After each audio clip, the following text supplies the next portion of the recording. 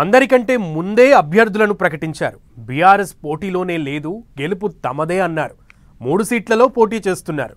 కానీ ఆ ఒక్క సీటులో మాత్రం ప్రచారం అంతంత మాత్రంగానే కొనసాగుతోందట. ఆ అభ్యర్థి తీరు లీడర్లు క్యాడర్కు ఏమాత్రం నచ్చడం లేదట. ఆయన వైఖరిపై కార్యకర్తల నుంచి రాష్ట్ర స్థాయి నేతల వరకు అందరూ అసంతృప్తిగా ఉన్నారట. ఆ ఎఫెక్ట్ ప్రచారంపై పడుతుందని అంటున్నారు. ఇంతకు ఏ సీటులో బీజేపీ నేతల తలోదారిలో నడుస్తున్నారు? ఆ అభ్యర్థి తీరే పార్టీకి ఇబ్బందిగా మారిందా?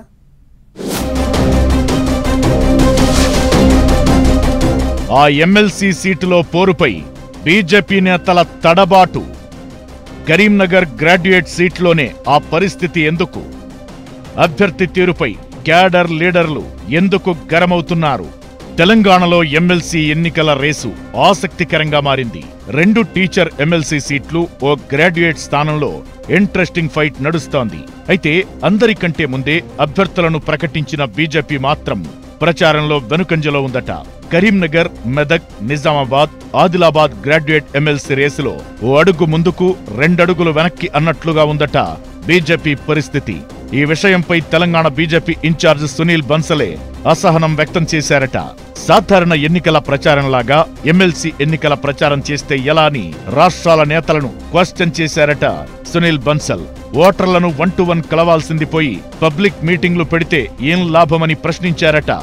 50 ఓటర్లకు ఓ పన్నా ప్రముఖ్ను పెడితే వాళ్ల పనితీరు ఎందుకు సమీక్షించడం లేదని ఎమ్మెల్సీ ఎన్నికల ఇన్ఛార్జీలను వివరణ కోరారట సునీల్ బన్సల్. కరీంనగర్, నిజామాబాద్, మెదక్, ఆదిలాబాద్ టీచర్ ఎమ్మెల్సీ ఎన్నికల్లో తాము కాస్త ముందే ఉన్నామంటున్నారు బీజేపీ నేతలు. ఇదే సీటు గ్రాడ్యుయేట్ పోరులో మాత్రం వెనకబడిపోయారట. దానికి చాలా కారణాలు ఉన్నాయంటున్నారు. కరీంనగర్, నిజామాబాద్, మెదక్, ఆదిలాబాద్ గ్రాడ్యుయేట్ ఎమ్మెల్సీ అభ్యర్థిగా అంజిరెడ్డి పోటీ చేస్తున్నారు. ఆయన వ్యవహరిస్తున్న తీరు కొందరు నేతలకు అస్సలు నచ్చడం లేదట. ఎమ్మెల్సీ నియోజకవర్గంలో పార్టీకి 4 ఎంపీలుంటే 3 ఎంపీలతో ఆయనకు సఖ్యత లేదట. అంజిరెడ్డి తీరు మీద ఓ ఎంపీ గుర్రుగా ఉన్నారంటున్నారు. టికెట్ రాగానే ఎమ్మెల్సీ అయిపోయినట్లు ఫీల్ అవుతున్నారని, గెలిస్తేనే ఎమ్మెల్సీ అవుతారన్న విషయాన్ని మర్చిపోవద్దంటున్నారట సదరు ఎంపీ. మరో ఎంపీ అయితే పార్టీ చెప్పింది కాబట్టి ప్రచారం చెయ్యాలన్నట్లుగా అప్పుడప్పుడు క్యాంపెయిన్ కు వెళుతున్నారట. ఇంకో కీలక ఎంపీ అయితే పోటీ చేస్తున్న అభ్యర్థి టికెట్ వచ్చే వరకు తన వెంట తిరిగాడని, ఆ తరువాత తన మాటే వినడం లేదని అసహనంతో ఉన్నారట. ఇంకో ఎంపీ అయితే ప్రచారంలో ఎక్కడా కనిపించడం లేదంటున్నారు. కరీంనగర్ గ్రాడ్యుయేట్ ఎమ్మెల్సీ అభ్యర్థి కోసం రాష్ట్ర స్థాయి నేతలే కాదు, లోకల్ లీడర్లు, క్యాడర్ హార్ట్ఫుల్ గా పనిచేయట్లేదట.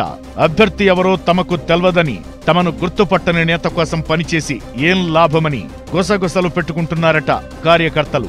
తాము ఎంత కష్టపడి పనిచేసినా ఆయన దృష్టికి వెళ్లనప్పుడు వర్క్ చేసి ఎందుకన్నట్లుగా లైట్ తీసుకుంటున్నారట.